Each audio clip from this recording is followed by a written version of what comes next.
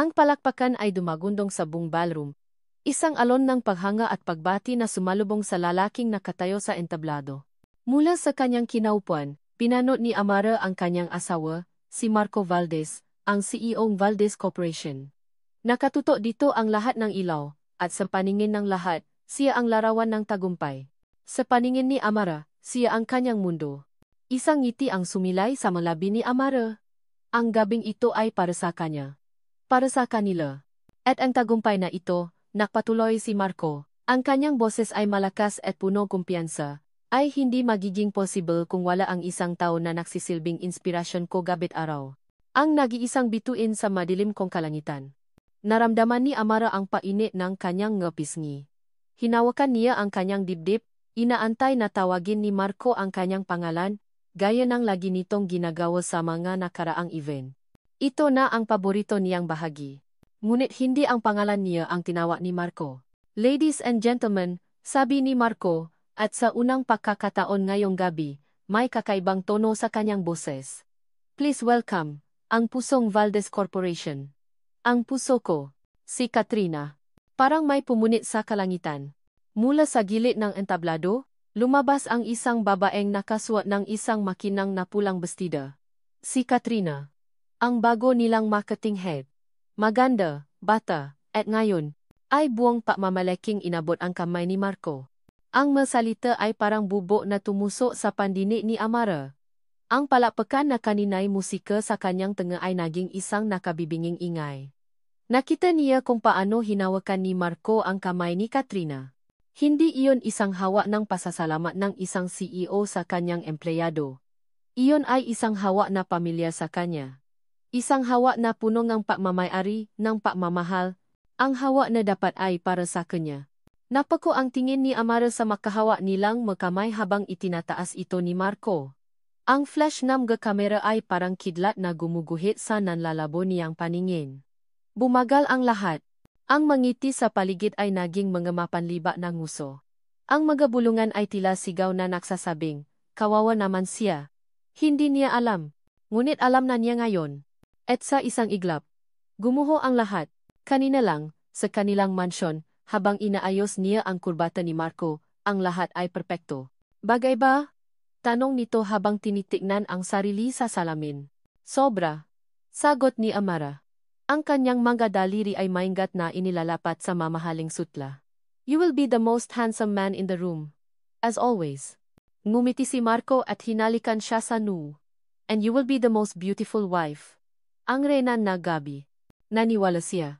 Pinanghawakan niya ang masalitang iyon. Ang matatamis na kasinungalingan. Ngayon sa gitna ng ballroom. Habang ang tunay na reyna ni Marco ay ipinapakilala sa buong mundo. Naramdaman ni Amara ang unti-unting paglamig ng kanyang kamay.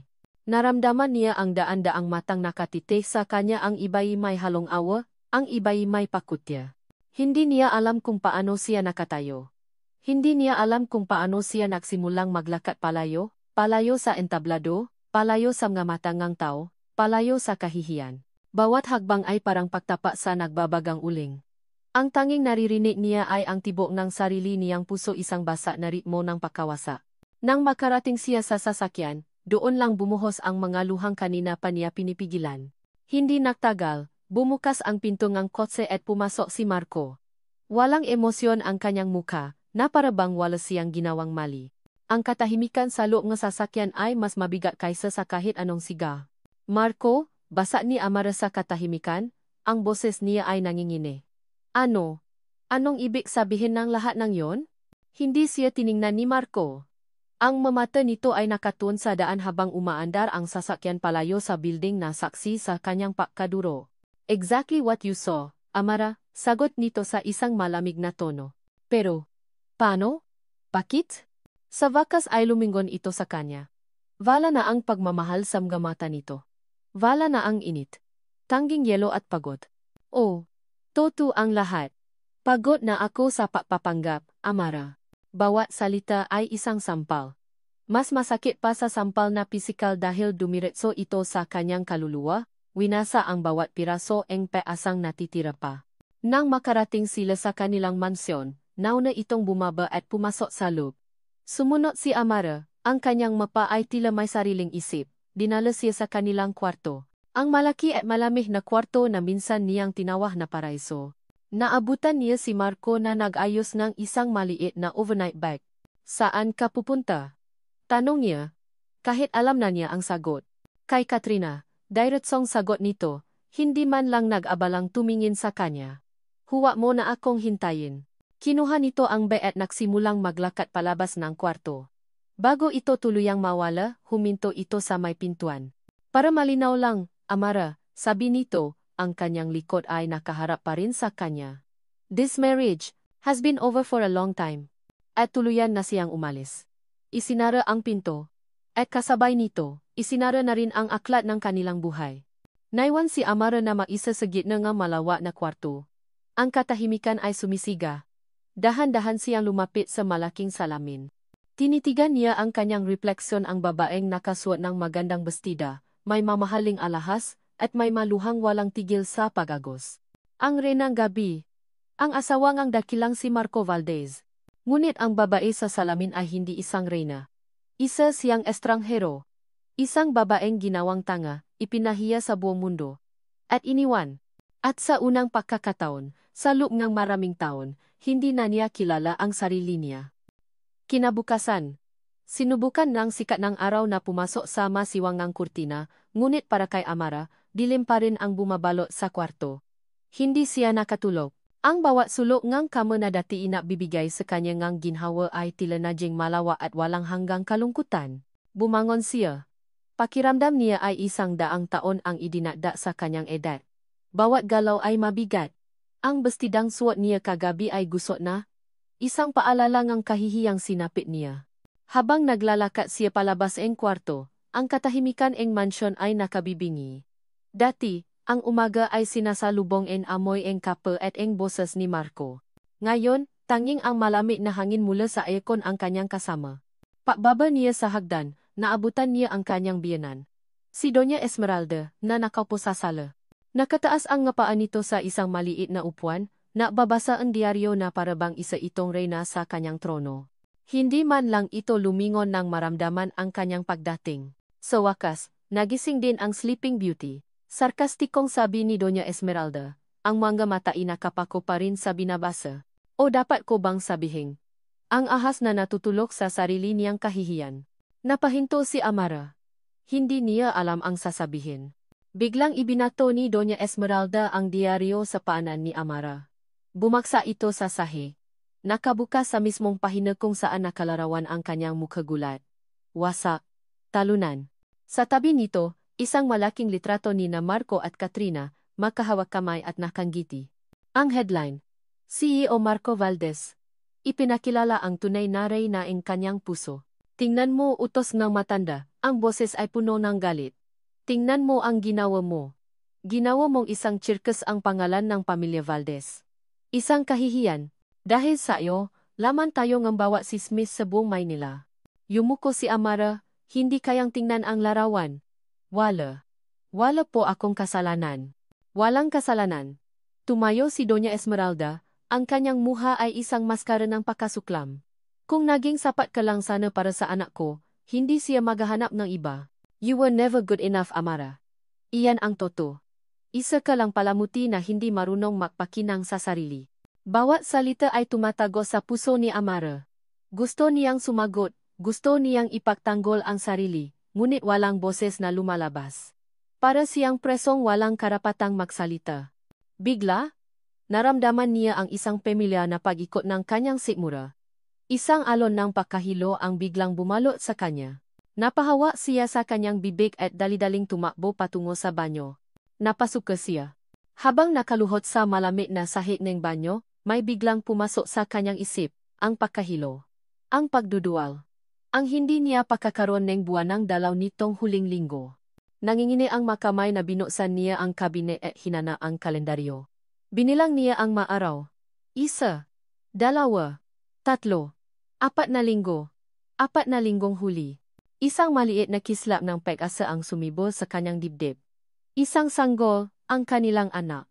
Baka ito na ang sagot. Baka ito na ang makapagbumuli sa kanila. Baka kapat nalaman ni Marco na makakaanak na kami, bumalik siya. Baka, napahawa siya sa kanyang tiyan. Sa gitna ng lahat ng sakit at pagkawasak, isang maliit na buhay ang nabubo sa loob niya.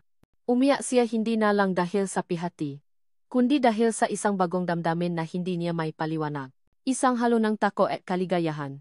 Kailangan itong malaman ni Marco. Nangingini ang mga kamay na kinuha niya ang kanyang cellphone at tinawagan ang asawa. Pagkatapos ng ilang ring, sumagot ito. What? Malamig na tanong mula sa kabilang linya. Marco. Panimula ni Amara, pinipilit na patatagin ang kanyang boses. May mahalaga akong sasabihin. Isang buntong hiningang pakainip ang narinig niya. I'm busy, Amara. Ano ba yan? Huminga siya ng malalim. Marco, buntis ako. Makakaanak na tayo. Katahimikan. Isang mahaba at nakabibinging katahimikan ang sumunod. Inaasahan ni Amara ang gulat, ang pakalito, kahit ang galit. Pero ang natanggap niya ay wala. Tanging ang ingay ng hangin sa kabilang linya. Marco, narinig mo ba ako? I'll be home in an hour, sabi nito sa wakas, at ibinaba ang telepono. Ang isang oras na iyon ay parang isang taon. Nahintay si Amara sa sala, ang kanyang nga kamay ay hindi mapakali sa pahawa sa kanyang tiyan. Inihanda niya ang kanyang sarili. Inayos niya ang kanyang buho, napalit ng damit, umaasang sa pagdating ni Marco, makikita nito ang ina ng kanyang magiging anak, hindi ang babaeng talunan kagabi. Dumating si Marco. Ang kanyang mukha ay seryoso. Walang bakas ng kahit anong emosyon. Hindi siya nito binati. Hindi siya nito tiningnan sa mata. May inilapak ito sa lamesa sa kanyang harapan. Isang makapal na sobra. Binusan ito ni Amara. Sa loob, isang malaking halaga ng pera. Cash. Anong? Para saan to? Naguguluhang tanong niya. Tumingin si Marco sa kanya. Ang namatay kasing lamig ng yelo. Ipakuha mo yan. Gumuho ang mundo ni Amara sa pangalawang pagkakataon sa loob ng 24 na oras. Ano? Get rid of it. Ulit nito. Mas malinaw. Mas marahas. Isang pagkakamali lang yan, Amara. Huwag mo nang dagdagan pa ang gulo. Napatingin si Amara mula sa pera pabalik sa mukha ni Marco. Ang lalaking minahal niya, ang lalaking pinangarap niyang maging amang ang kanyang nga anak, ay inuutusan siyang patayin ang sarili nilang dugo laman. Isang bagong damdamin ang pumalit sa pihati. Galit. Isang dalisay at nag-aapoy na galit. Hindi, sabi niya. Ang kanyang boses ay mahinang ngunit matata. Hindi ko gagawin. Huwag mo akong subukan.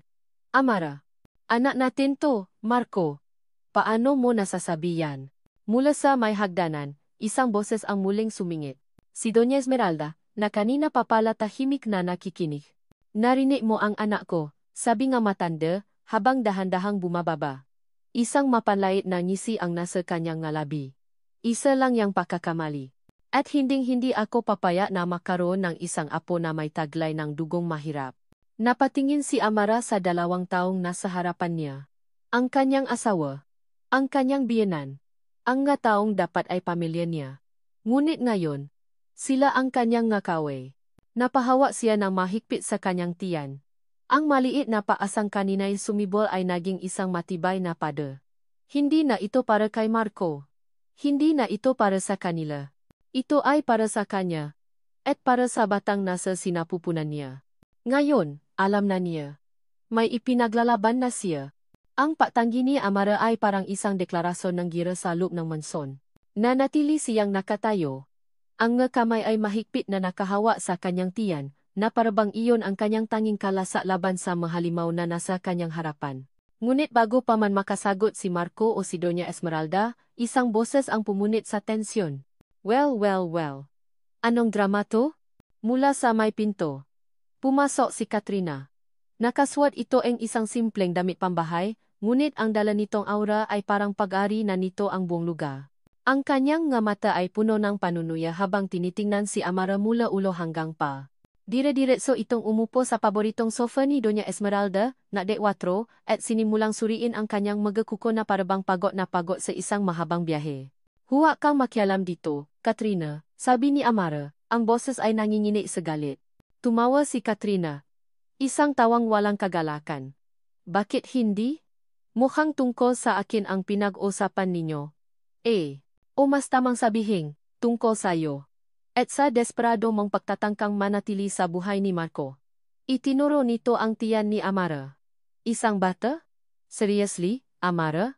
Ganyan ka na ba kadesperada? Wala kang karapatan. Sigaw ni Amara, naramdaman niya ang paakyat ng dugo sa kanyang ulo. Pamamahay ko to. Umalis ka. Talaga ba? Hamon ni Katrina, dahan-dahang tumayo. Dahil sa pagkakaalam ko, malapit nang magbago ang lahat dito. Lumapit si Doña Esmeralda kay Katrina at hinawakan ito sa balikat, isang malinaw na senyales kung kanino siya papani. Huwag mong paaksayahan ng panahon ang babaeng yan, Hija. Huwag mong kalimutan kung saan ka lang nanggaling. Sabi ngang matanda, binalingan si Amara. You are nothing but a commoner who got lucky. At ngayon, tapos na ang swerte mo. Hindi na kaya ni Amara. Kailangan niyang umalis.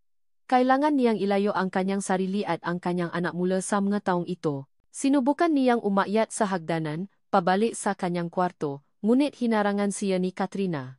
Saan ka pupunta? Hindi pa tayo tapos mausap. Tumabi ka, Maring, sabi ni Amara. Sa halip na tumabi, itinula ni Katrina si Amara. Mahina lang, ngunit sapat na para mawalan itong galansa. Ang sumunod na nangyari ay napakabilis. Nakita ni Amara ang paglapit ni Doña Esmeralda, ang mga mata ay nag-aalap sa galit. Layuan mo ang anak ko. Sigaw nga matanda. At sa isang malakas at puno nga malisya na paktulak.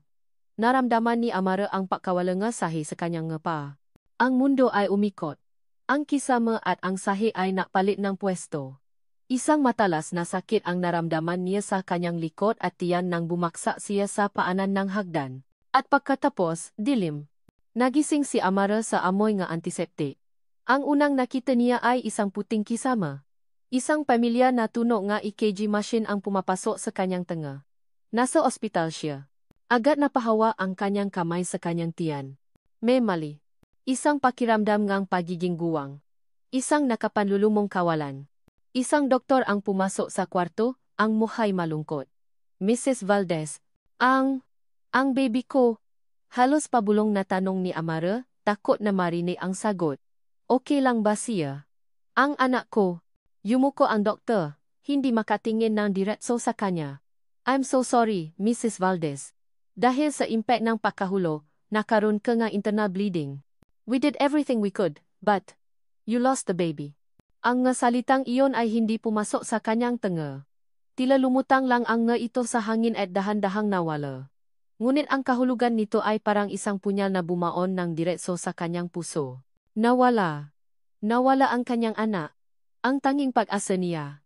Ang tanging dahilan niya para lumaban. Hindi siya sumiga. Hindi siya umiyak. Isang nakakabinging katahimikan ang bumalot sa kanya. Ang sakit ay hindi pisikal. Ito ay isang butas sa kanyang pagkatao na hinding-hindi na mapupunan. Maya-maya, bumukas ang pinto. Pumasok si Marco. Ngunit hindi ito nagisa. Kasama nito ang dalawang malalaking naka-uniformang security guard. Walang awa, walang simpatiya, walang kahit anong emosyon sa mukha ni Marco. May inilapak itong dokumento sa kanyang kama. Divorce papers. Pirmuan mo to, utos nito. Tumingin si Amara mula sa mga papel pabalik sa mukhang lalaking minsan niyang tinawa na asawa. Pinatay. Pinatay ninyo ang anak ko. It was an accident, malamig na sagot ni Marco. At wala nang dahilan para magsama pa tayo. You have 1 hour to pack your things. Pagkatapos niyan, hindi ka na pwedeng pumasok sa pamamahay ko. Hindi makapaniwala si Amara. Pagkatapos ng lahat, itatapon na lang siya na parang basura. Matapos ang isang oras, sinamahan siyang nga security guard pabalik sa mansyon. Pinayagan siyang kumuha ng isang maleta. Ang madati niyang gamit. Madamit. Alahas lahat ay tila pag-ari ng ibang tao. Habang hinihilan niya ang kanyang maliit na maleta palabas ng gate, nagsimulang bumuhos ang malakas na ulan. Na parabang kahit ang langit ay nakikidalamhati sa kanya. Dinala siya ng gagwardiya hanggang sa labas ng gate at doon iniwan. Sarado na ang pinto sa kanyang likuran. Wala siyang bahay na mauwian. Wala siyang pamilya. Wala siyang anak. Wala siyang pera. Wala siyang kahit ano. Nakatayo siya sa gitna ng ulan, basang-basa, nanginginig sa ginaw at sa pihati. Ito na ang dulo. Ito na ang kabayaran sa pagmamahal niya ng buong buo. Bigla.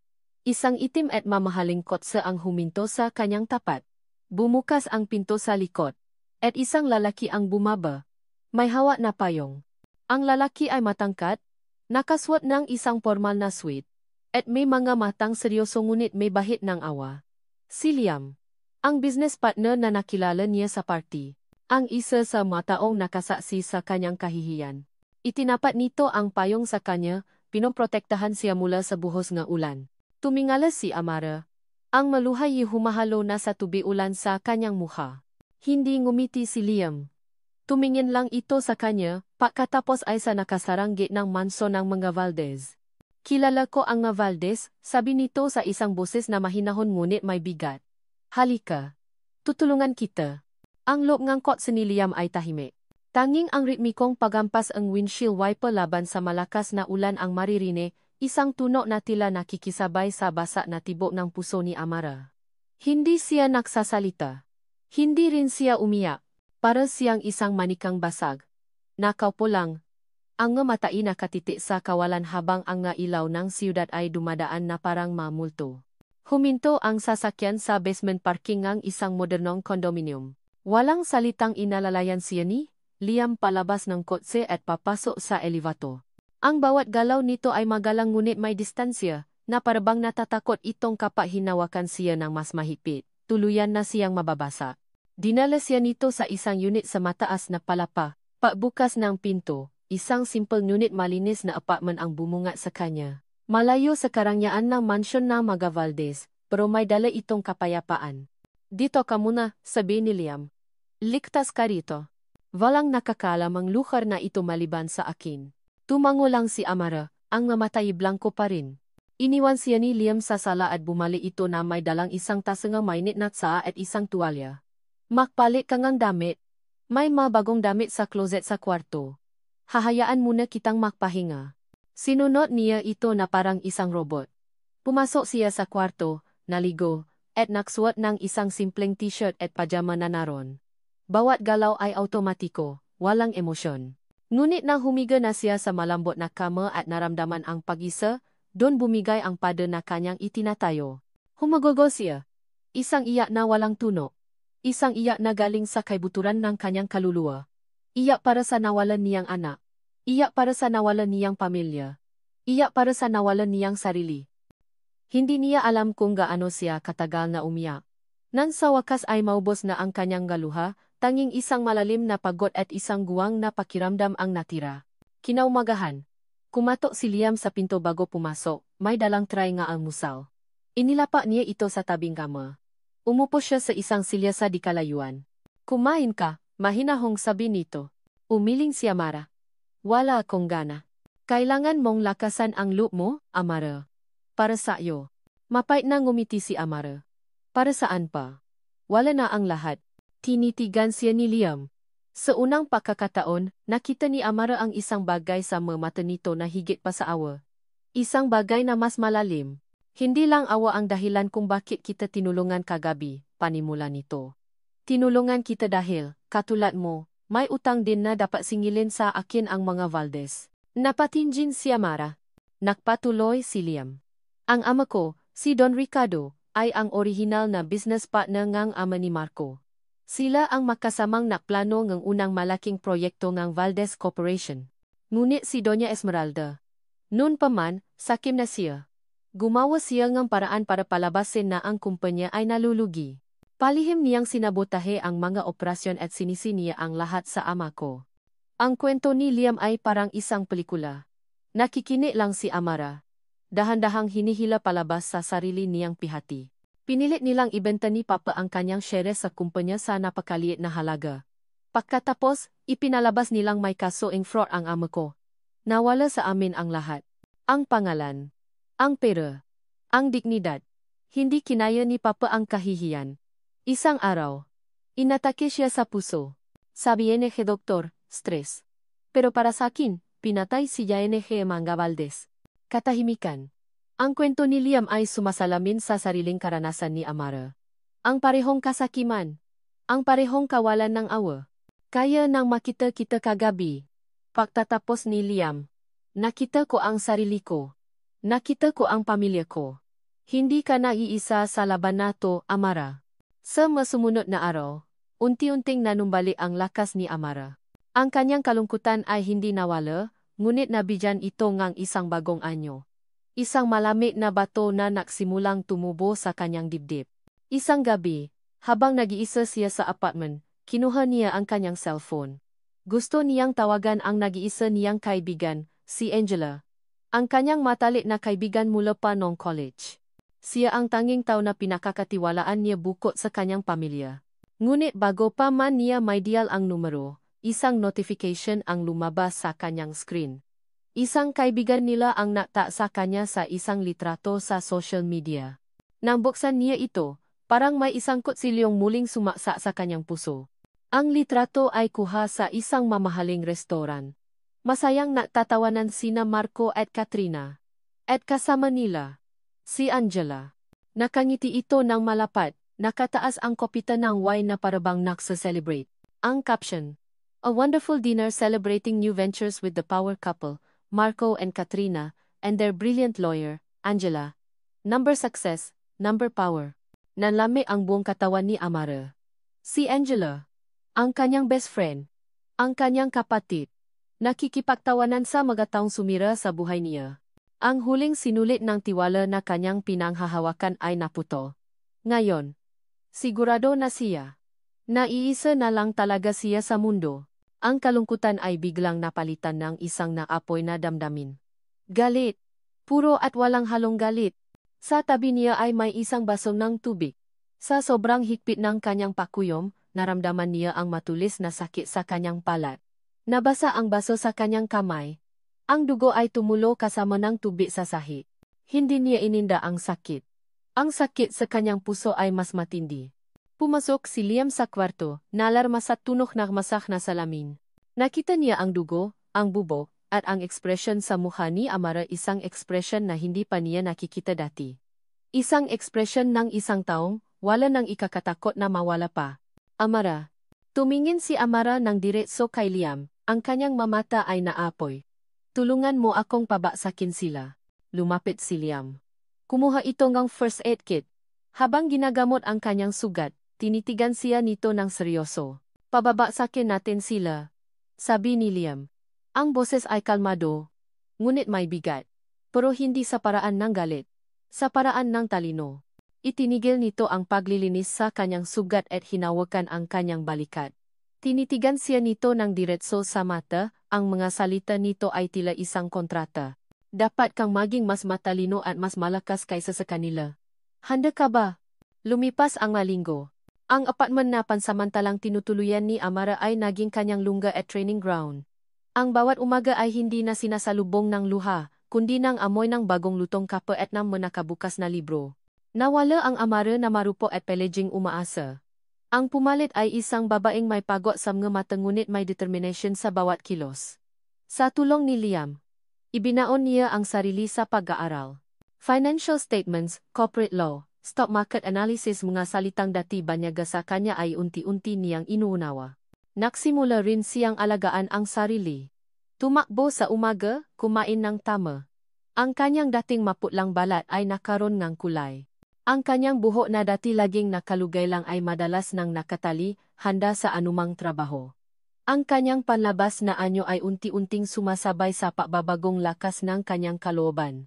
Isang gabi, habang seryoso siyang nagbabasa ng isang report tungkol sa Valdez Corporation, biglang tumuno ang kanyang cellphone. Isang text message mula sa isang unknown number. Kailangan nating mag-usap.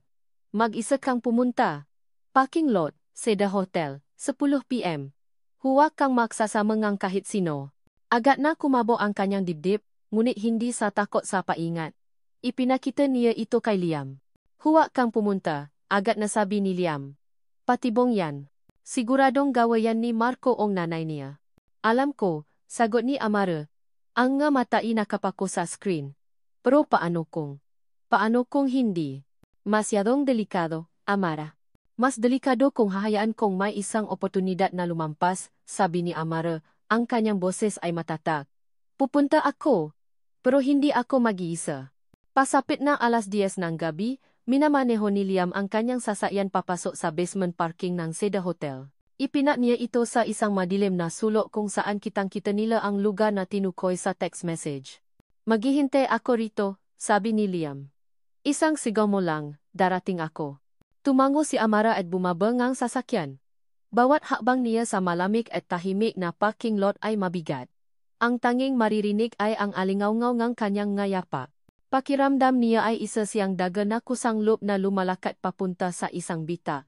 Huminto siya sa gitna ng itinakdang lugar at naghintay. Lumipas ang ilang minuto. Nagsimula na siyang isipin na tama si Liam, na isa lang itong masamang biro. Ngunit bigla, isang anino ang lumabas mula sa likod ng isang malaking poster. Isang babae. Habang papalapit ito sa liwanag, unti-unting luminaw ang mukha nito. Parang binuhusan ng malamig na tubig si Amara. Si Angela. Ang kanyang matalik na kaibigan. Ang kanyang traido. Ang unang emosyong naramdaman ni Amara ay galit. Anong ginagawa mo rito? Pinadala ka ba nila? Amara? Makinig ka muna. Pakiusap ni Angela. Ang boses nito ay nanginginig. Makinig? Tumawa ng mapakla si Amara. Para saan pa? Nakita ko ang litrato. Angela. Masaya kang kasama ng mataong sumira sa buhay ko. Ang galing mong artista. Gaano kalaki ang ibinayad nila sa'yo para ipakanulo ako?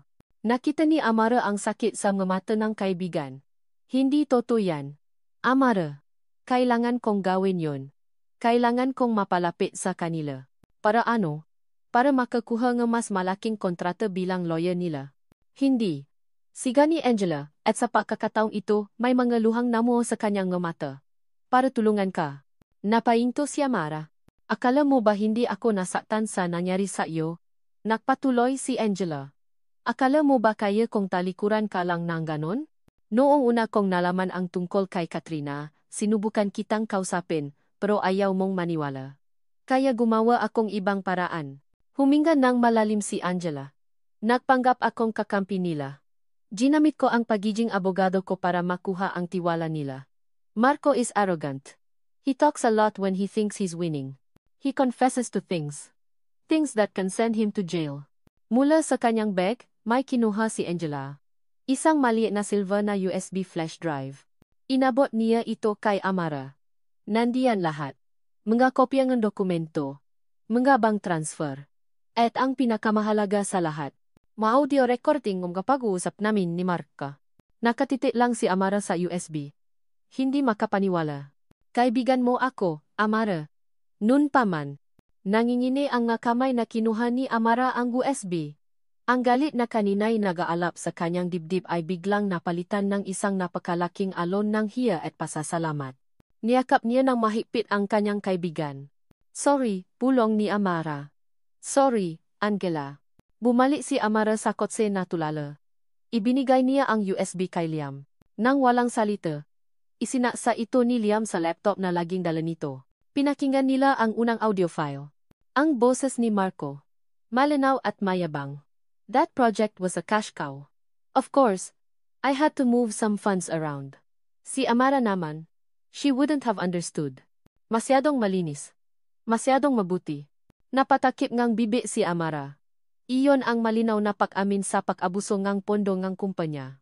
Sa unang pagkataon sa loob ng mahabang panahon, isang kislap ng liwana ang tumagos sa kadilimang bumabalot sa kanya. Hindi pa tapos ang laban.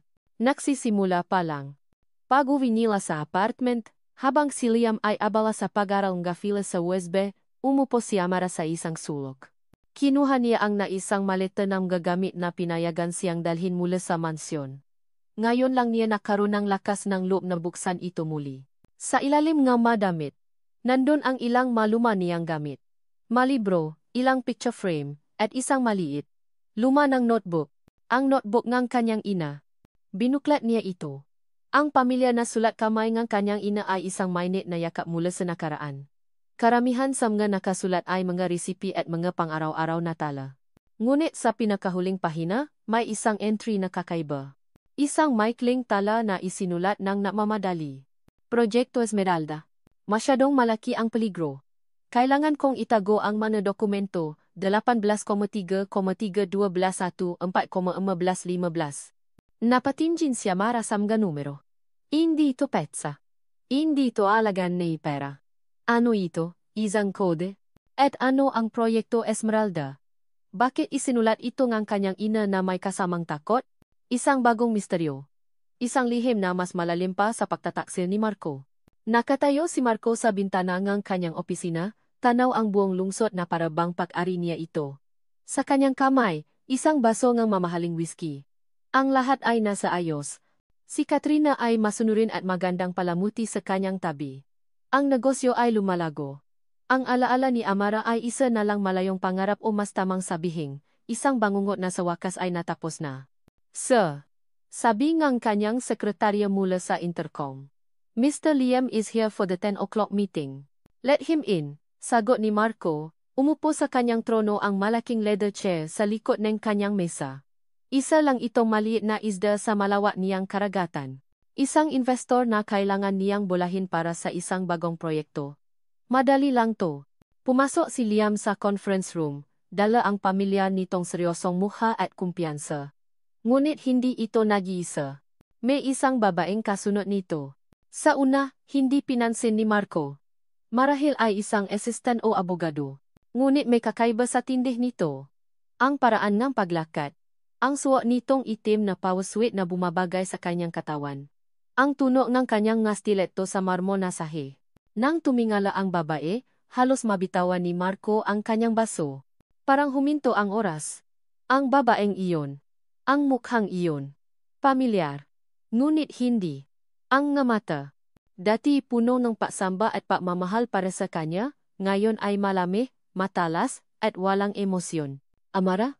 Hindi niya sinasadyang sabihin ang pangalan nito ng malakas. Tumingin ito sa kanya, at sa isang iglap, isang malamig na kuryente ang gumapang sa kanyang buong katawan. Hindi ito ang Amara na iniwan niya sa gitna ng ulan. Hindi ito ang Amara na umiyak at nagmamakaawa. Ibang tao na ito. Good morning, Mr. Valdez, bati ni Liam. Na parabang wala siyang napapansing kakaiba. I'd like to introduce my business partner, the lead strategist for this investment. Tumingin nito sa babaeng katabi niya. Miss Samara Del Sol. Del Sol. Hindi Valdez. Napaluno si Marco. Pinilit niyang tumayo at makpakita ng kumpiyansa. Ngunit pakiramdam niya ay siya ang nasisikatan ng nakakapasong araw. Inilahat niya ang kanyang kamay. Inabot ito ni Amara. Ang kanyang palat, na dati malambot at laging naghahanap ng init mula sa kanya, ay ngayon ay matata at malami. Kasing lamig ng kanyang mata. Ang pahawa nila ay tumagal lang 2 segundo, ngunit para kay Marco, iyon ay isang sampal at isang tanong, paano? Nagsimula ang meeting, ngunit lumilipad ang isip ni Marco. Paano nangyari to? Ang babaeng akala niya duro na at naghihirap sa isang sulok ay nandito ngayon sa kanyang harapan? Nakikipausap tungkol sa multi-million peso deals na parabang buong buhay niya itong ginagawa. Ang bawat salita na lumalabas sa bibig ni Amara ay matalino at may bigat. Bawat tanong niya ay tumpak at mapanuri. Nakatingin siya kay Marco. Ngunit hindi bilang asawa, kundi bilang isang kalaban sa isang laro ng chess. Isang parte niya ay galit. Sino ang nagturo sa kanya nito? Si Liam. Ang isa namang parte. Isang parte na ayaw niyang aminin. Ay humanga. At higit sa lahat, muli niya itong ninasa. Ang bagong Amara na ito ay mas mapanganib, mas nakakaakit. Nang matapos ang meeting, hindi niya napigilan ang sarili. Kailangan niyang malaman. Kailangan niyang ibalik ang kontrol. Amara, tawa niya habang palabas na silang warto. Sinubukan niyang gamitin ang malambing na tono na dati napapaluhod dito sa kanyang paa. Can we talk? Just for a minute. Huminto si Amara at lumingon. Ngunit ang mga mata nito ay nanatiling malamig. Mr. Valdez, I believe all business matters were thoroughly discussed in the meeting. Tumingin ito kay Liam. Mr. Liam handles all our external communications. If you have further questions, please direct them to him. Pagkatapos ay tumalikod na ito at napatuloy sa paglakad. Iniwan si Marco na nakatayo, nakanganga, at sa unang pagkakataon sa mahabang panahon, nakaramdam ng pagkatalo. Agad siyang natungo sa opisina ng kanyang ina. Kailangan nitong malaman. Pagpasok niya, naabutan niya si Doña Esmeralda na seryosong nakatingin sa magkapapal sa kanyang mesa. Mama, you won't believe who just. Si Amara, putol ni Doña Esmeralda, hindi man lang tumitingin sa kanya. Itinulak nito ang isang brown envelope sa ibabaw ng mesa. Nagtatakang binuksan ito ni Marco. Sa loob mga litrato. Si Amara at Liam na makasamang kumakain sa isang restaurant.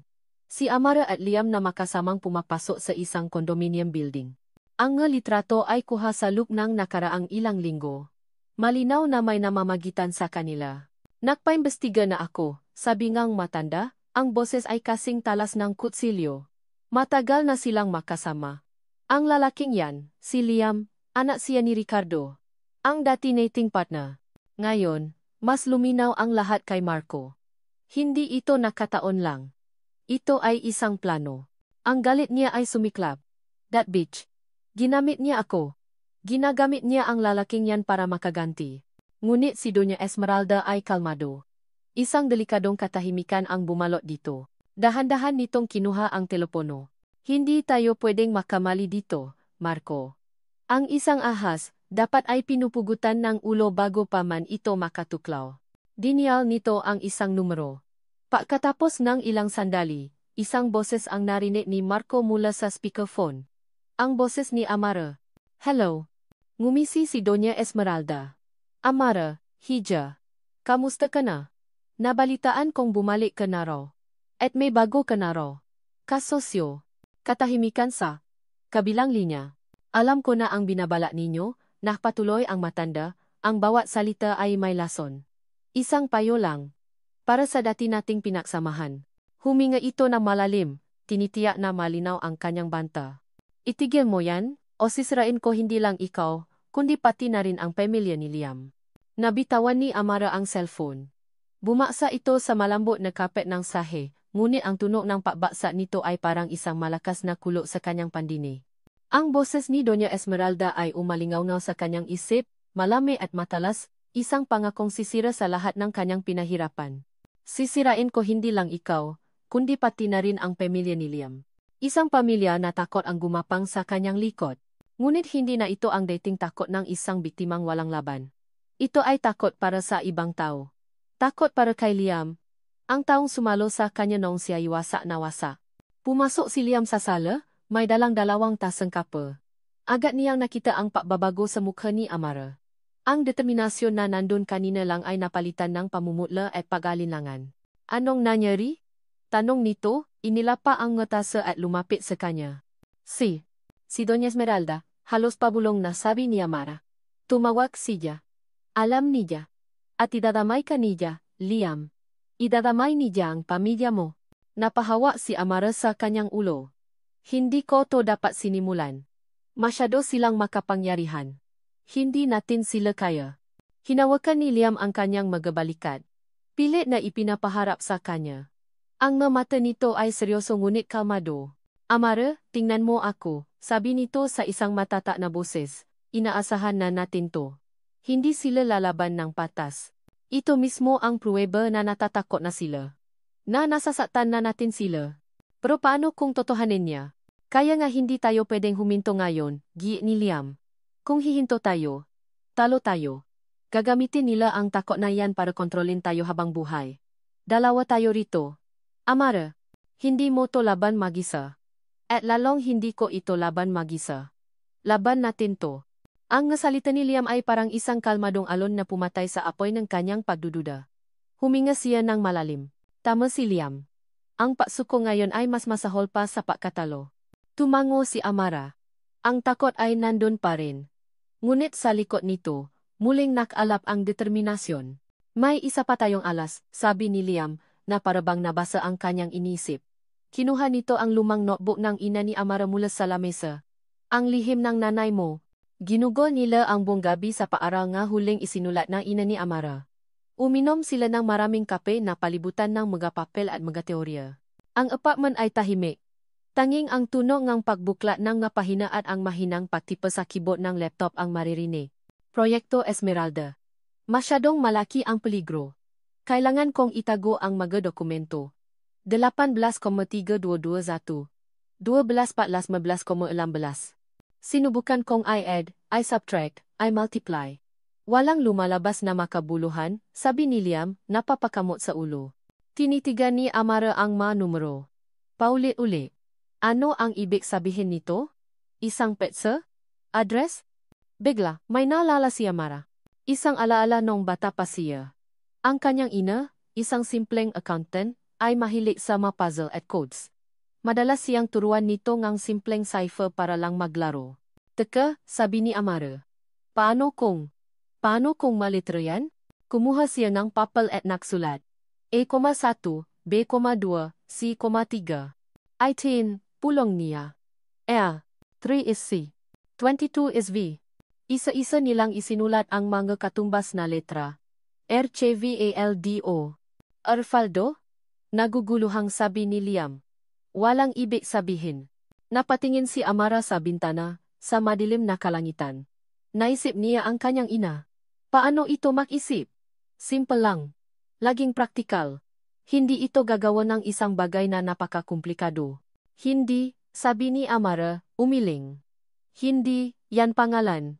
Isang bagay na pamilya. Isang bagay na alam na niya. Pinaglaruan nila ang letra. Iniba-iba ang ayos. Walang nabubuo. Hanggang sa isang ideya ang pumasok sa isip ni Liam. Hindi lahat ng code ay tungkol sa kung ano ang ipinapakita. Minsan, tungkol ito sa kung ano ang tinatago.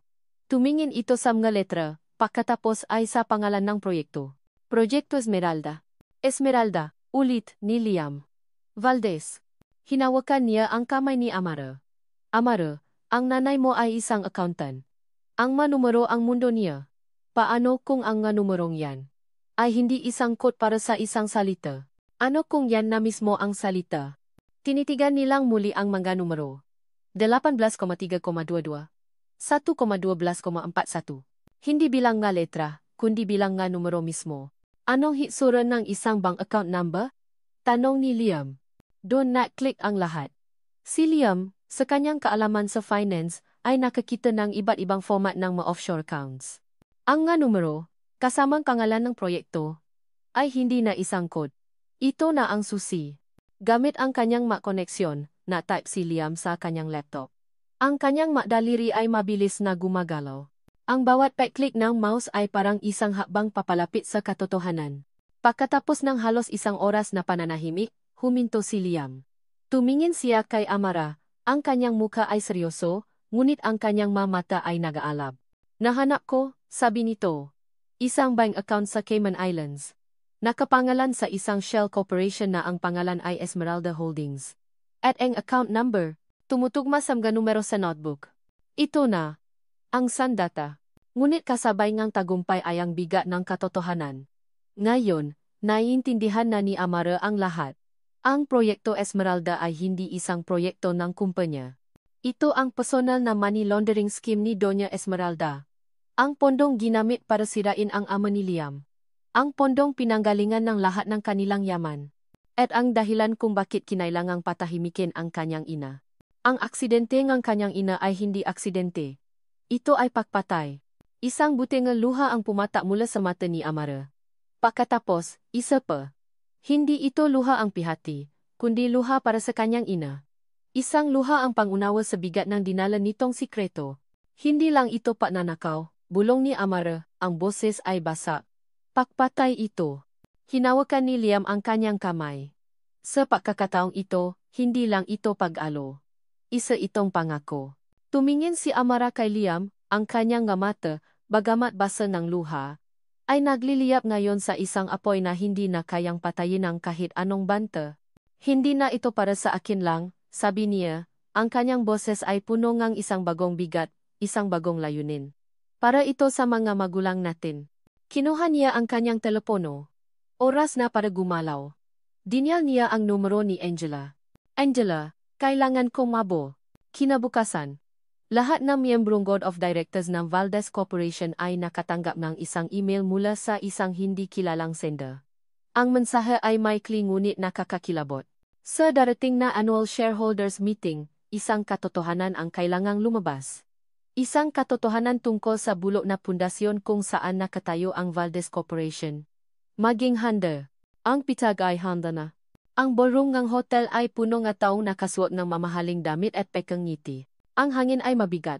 Hindi dahil sa daming ang tao, kundi dahil sa tensyon. Bawat isa sa mga board member at major stockholder ay nakatanggap ng misteryosong email, at ang bulungan sa bawat sulok ay parang nabubuyo na handang mangagat. Mula sa kanyang upuan sa gilid, pinanot ni Amara ang lahat. Sa tabi niya, si Liam, kalmado at nakatuon. Sa kabilang banda, si Angela, na nakaupo kasama ng ibang mga abogado, ay nagbigay sa kanya ng isang bahagyang tango. Handa na ang lahat. Naramdaman ni Amara ang pamilya na kaba. Ang huling beses na nasa ganito siyang sitwasyon, siya ang biktima. Ngayon, iba na. Ang kaba ay hindi na galing sa takot, kundi sa bigat ng hustisyang daladala niya. Umayat si Marco sa entablado, ang kumpiyansa nito ay naniningning na parang araw. Ngumiti ito. Binati ang lahat. At sinimulan ang kanyang presentasyon tungkol sa record-breaking profits at future expansions. Ang bawat salita niya ay isang kasinungalingan na binalot sa magagandang graph at numero. Para sa mga hindi nakakaalam, si Marco Valdez ay isang Diyos. Para kay Amara, isa na lang siyang lalaking hungka, nagtatago sa likod ng isang imperyong itinayo sa kasakiman at dugo. Nang matapos si Marco sa kanyang talumpati, at bago pa man maksimula ang palakpakan, tumayo si Amara. Ang kanyang pagtayo ay tahimik, ngunit nakuha nito ang atensyon ng lahat. Mayroon lang akong nais idagdag, Mr. Valdez, sabi ni Amara, ang kanyang boses ay kalmado ngunit sapat ang lakas upang marinig sa buong kwarto. Napahinto ang lahat. Lumingon si Marco, ang ngiti ay bahagyang nawala sa kanyang mukha, napalitan ng inis. Miss Del Sol, this is a private meeting for shareholders. Isa po akong shareholder, sagot ni Amara, itinaas ang dokumentong inayos ni Liam. At bilang isang shareholder, may karapatan akong malaman kung saan talaga napupunta ang pera ng kumpanyang ito. Naglakad siya papunta sa entablado. Walang pumigil sa kanya. Ang mamata ng lahat ay nakasunod sa bawat hakbang niya. Ang mamata ni Doña Esmeralda ay parang mga punyal na nakatutok sa kanya. Paakyat niya sa entablado. Tumabi siya kay Marco. Hindi niya ito tiningnan. Ang kanyang mamata ay nasa mamanonot. Sininyasan niya si Angela, na agad namang nasignal sa AFE team. Biglang namatay ang mga graph sa malaking screen sa likod nila. Napalitan ito ng isang audio waveform. Bago tayo makpatuloy sa mga numero, sabi ni Amara, pakinggan muna natin ang ilang katotohanan. Mula mismo sa bibig ng ating CEO. At pinindot niya ang play. Ang boses ni Marco ang umalingaw-ngaw sa buong ballroom. Mayabang. Malinaw. That project was a cash cow. Of course, I had to move some funds around. Si Amara naman, she wouldn't have understood. Masyadong malinis, masyadong mabuti. Kasunod nito, ang paamin nito sa relasyon nila ni Katrina, na ito'y hindi lang isang fling, kundi isang matagal ng plano. Namutla si Marco. Ang ngabulungan ay naging hiyawan. Hindi pa tapos si Amara. Sa screen, lumabas ang mabang statement. Mga dokumento nga mga peking kumpanya. Mga peking resibo. Ito naman ang kontribusyon ng inyong brilliant marketing head, si Ms. Katrina, sabi ni Amara. Milyon-milyong piso ang kanyang ninakaw sa pamamagitan ng mga ghost project at padded expenses. Sa kanyang upuan, napatayo si Katrina, ang mukha ay puno ng pagkasinda. Sinubukan niyang tumakbo palabas, ngunit dalawang malaking lalaki ang humarang sa pinto. Mga security na palihim na inupahan ni Liam. Napaupo si Katrina pabalik sa kanyang silya, umiyak. Ngayon, oras na para sa huling pasabo. Hinarap ni Amara ang matao, ngunit ang kanyang mata ay nakahanap ng isang paris ng mata sa audience. Ang mata ni Doña Esmeralda. Ngunit ang lahat ng ito, sabi ni Amara, ang kanyang boses ay nagsimulang mangini, hindi sa takot, kundi sa bigat ng emosyon, ay maliit na halaga lamang kumpara sa pinakamatinding kasalanan. Ang pundasyon kung saan nakatayo ang Valdez Corporation. Sa screen, lumabas ang pangalan. Proyekto Esmeralda. Ito ang sikreto ni Pamilya Valdez, papatuloy ni Amara. Isang malawakang money laundering scheme na sinimulan ni Doña Esmeralda Valdez. Ginamit niya ito para sirain ang kanyang nga business partner, kabilang na ang ama ni Mr. Liam, at para itago ang marumi nilang pera. Lumabas sa screen ang madetalye ang offshore account. Ang mapetsa ang transaksyon. Lahat ay hindi may tatanggi. Ang aking ina. Sabi ni Amara. Ang isang butel ang luha ay tuluyan ng pumata. Isang simpleng accountant ay nadiskubra ang lahat ng ito. At dahil doon, kinailangan siyang patahimikin. Tumingin siya ng diretso kay Doña Esmeralda, ang kanyang boses ay isang akusasyon na umalingaw-naw sa buong kwarto. Ang aksidente na kumitil sa buhay ng nanay ko ay hindi aksidente. Sa pagkakataong iyon, nawala ang lahat ng kontrol sa mukha ni Doña Esmeralda. Ang tanging naroon ay purong galit at pakasuklam. Tumayo ito. Sinungaling. How dare you? Ngunit huli na ang lahat. Biglang bumukas ng malakas ang nga pinto ng ballroom. Pumasok ang isang grupo ng nga pulis. Gulat. Hiyawan. Ang flash ng nga kamera ay walang tigil. Nilapitan ng mapulis si Marco, natulala at hindi makagala. Nilapitan nila si Katrina, na humahagulgol. At nilapitan nila si Doña Esmeralda, na ngayon ay tahimik, ngunit ang nga mata ay nangangakong ng impyerno. Habang isinusak sa kanila ang posas, dumaan sila malapit kay Amara. Tumingin si Marco sa kanya, ang nga mata ipuno ng pagkalito at galit. Si Doña Esmeralda ay nagbigay sa kanya ngang isang tingin na puno ng pakbabanta. Ngunit hindi natinak si Amara. Nakatayo lang siya ron. Pinanot ang pakbaksak ng imperyong sumira sa kanya. Dahan-dahan, umalis ang nga tao. Ang nga reporter, ang nga pulis, ang nga usisero. Naiwan ang isang ballroom na puno nga tahimikan at mga basa na pangarap. Naiwan si Amara na magisa sa entablado. Tapos na ang laban. Ang bigat na matagal niyang pinasan ay biglang nawala. Napuno ito en isang malawak na espasyo en kawalan. Isang anino ang lumapit sa kanya. Si Liam. Hindi ito nagsalita. Hindi rin siya ngumiti. Dahan-dahan lang. Kinuha nito ang kanyang kamay. Lumipas ang ilang linggo. Ang ingay nga eskandalo ay unti-unting humina, napalitan ng nga bagong balita, ng nga bagong drama. Ang pangalan ng nga Valdez ay naging isang babala, isang kwento ng pakbaksak na ibinubulong sa mga paktitipon. Ngunit para kay Amara, ang katahimikan na sumunod ay mas makahulugan. Isang maliwalas na umaga, nagtungo siya sa sementeryo. Ang sikat ng araw ay mainit ngunit banayad, at ang simoy ng hangin ay may dalang amoy ng mabulaklak at damo. Huminto siya sa harap ng isang simpleng lapida. Dito nakahimlay ang kanyang ina. Inilapak ni Amara ang isang bungkos ng puting bulaklak sa ibabaw nito. Dahan-dahan niyang pinunasan ng panyo ang pangalan na nakaukit sa marmol, na parabang hinahaplos ang pisngi nito. Ma. Bulong niya. Isang maliit na ngiti ang sumilay sa kanyang labi. Umupo siya sa damuhan. Hindi niya kailangang maksalita ng marami. Pakiramdam niya ay naririnig siya nito. Tapos na po, sabi niya. Tapos na ang lahat. Humugot ng malalim na hininga si Amara. Ang mabigat na bakal na matagal nang nakadagan sa kanyang dibdib ay tila biglang gumaan, naging isang balahibo na lang na tinangay ng hangin. Nakuha na po natin ang hustisya. Para sa iyo. Para sa akin. At para sa pamilya ni Liam. Hindi na sila makakapanakit pa ng iba. Nakatitik lang siya sa lapida, hinayaan ang katahimikan na maging sagot. Hindi tagumpay ang nararamdaman niya, kundi kapayapaan. Isang malalim at dalisay na kapayapaan na ngayon lang niya naramdaman sa buong buhay niya.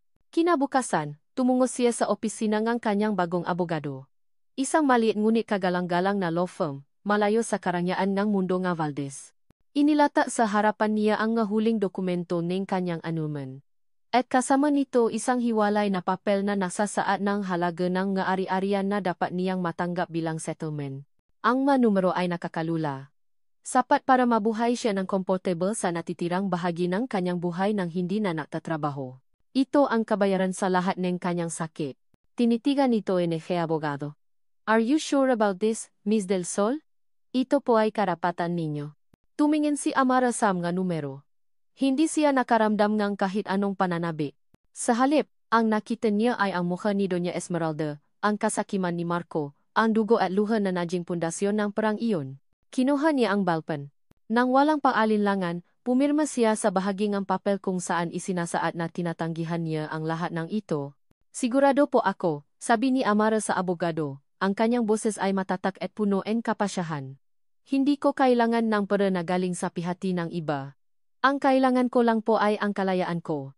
Paglabas niya ang gusali, pakiramdam niya ay mas gumaan pa siya. Malayang-malaya. Naglakad siya patungo sa isang maliit na coffee shop sa kanto. Sa loob, sa isang mesang malapit sa bintana, nakaupo si Liam. Naghihintay. Nang makita siya nito, Isang ngiti ang sumilay sa mga labi nito, isang tunay at mainit na ngiti na umaabot hanggang sa mga mata. Kamusta? Tanong nito nang makaupo siya. Okay na. Sagot ni Amara. At sa unang pagkakataon, naniwala siya sa sarili niyang salita. Tapos na ang lahat ng dapat tapusin. Nak-order sila ng kape. Ang kanilang pag-usap ay magaan. Tungkol sa mga libro, sa musika, sa mga simpleng bagay. Wala nang usapan tungkol sa paghihiganti. Wala nang bigat ng nakaraan. Sa gitna ng kanilang tawanan, biglang sumeryoso si Liam. Tinitigan siya nito. So, anong plano ngayon? Napatingin si Amara sa labas ng bintana, sa mga taong naglalakad. Bawat isa ay may sariling kwento, may sariling pupuntahan. Ngumiti siya. Magsisimula ulit, sabi niya.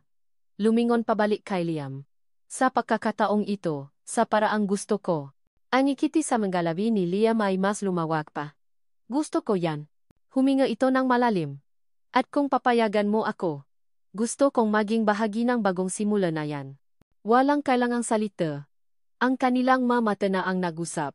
Sa tinginang iyon, isang pangako ang nabuo, hindi isang pangako ang kayamanan o ang perpektong buhay, kundi isang pangako ang pagsasama, ang pag-unawa, at na isang paibig na itinayo hindi sa kabilang mga sugat, kundi dahil sa mga ito.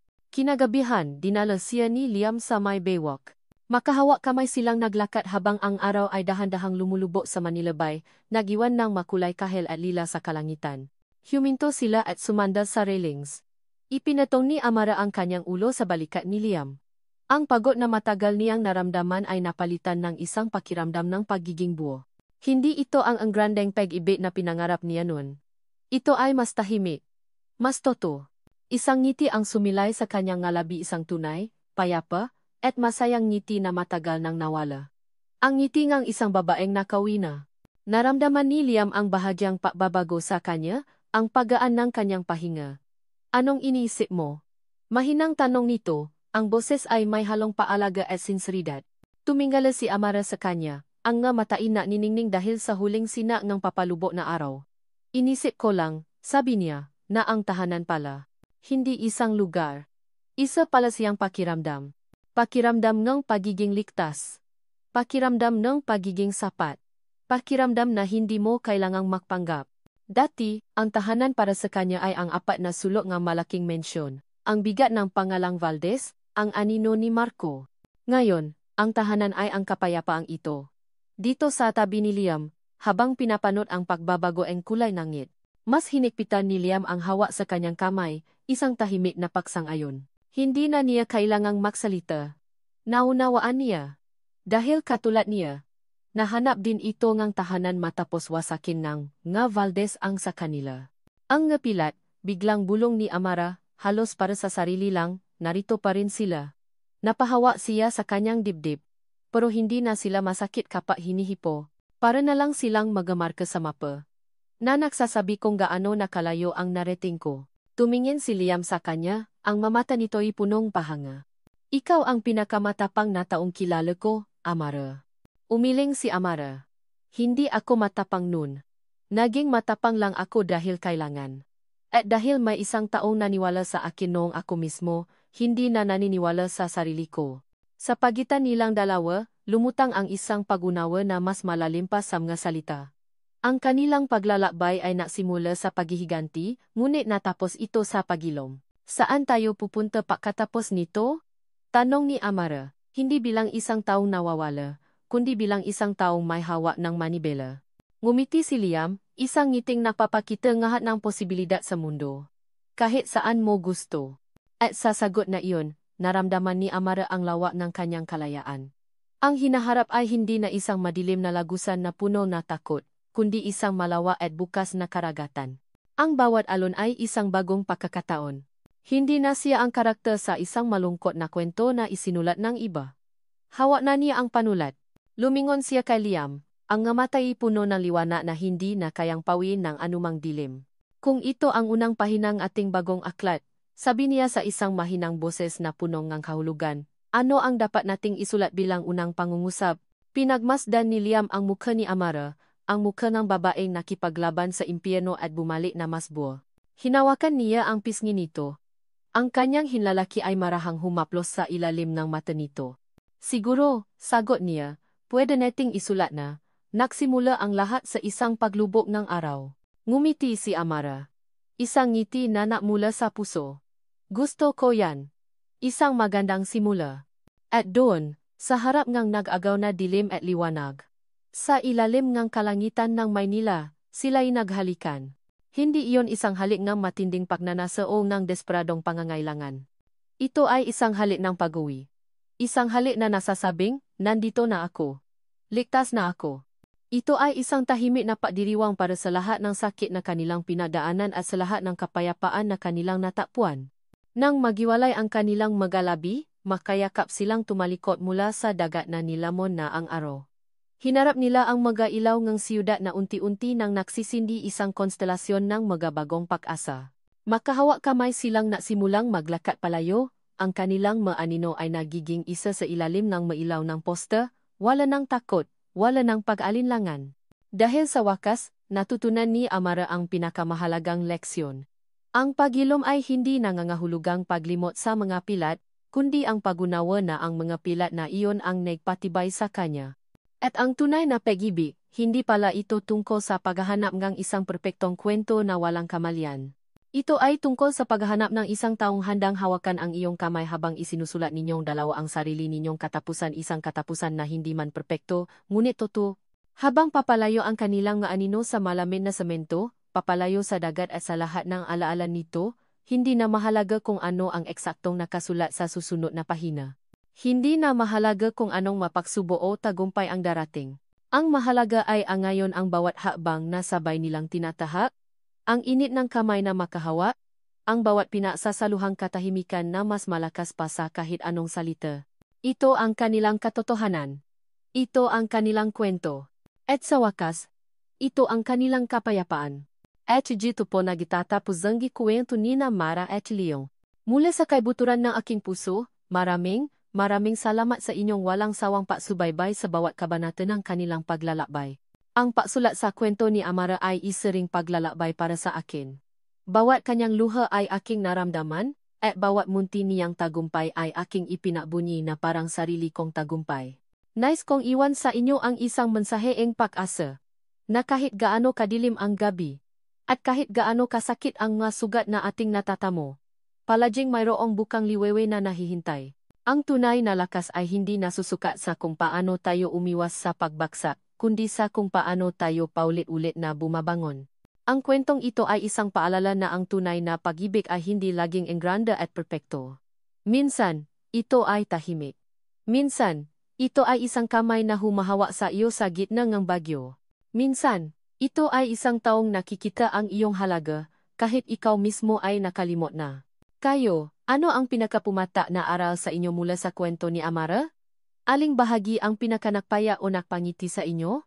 Ibahagi po ninyo ang inyong mga salubin sa comment section sa ibaba. Nais kong marinig ang bawat isa sa inyo. Muli, ang aking taos-pusong pasasalamat. Hanggang sa susunod nating kwentong puso. Nagmamahal. Pusong Pinoy Tales.